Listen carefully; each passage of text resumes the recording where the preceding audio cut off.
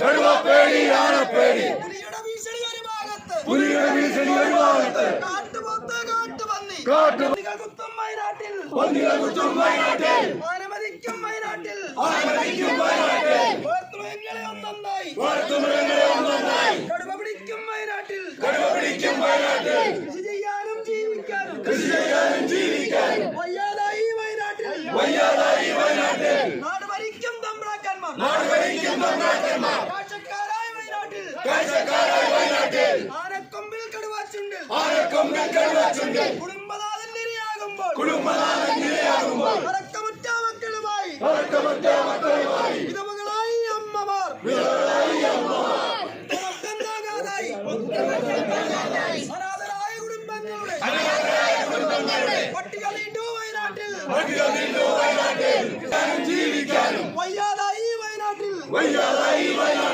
തെരുവുതായുടെ വില പോലും കൽപ്പിക്കാതെ വയനാട്ടിൽ 9,000 വനപാലകരെ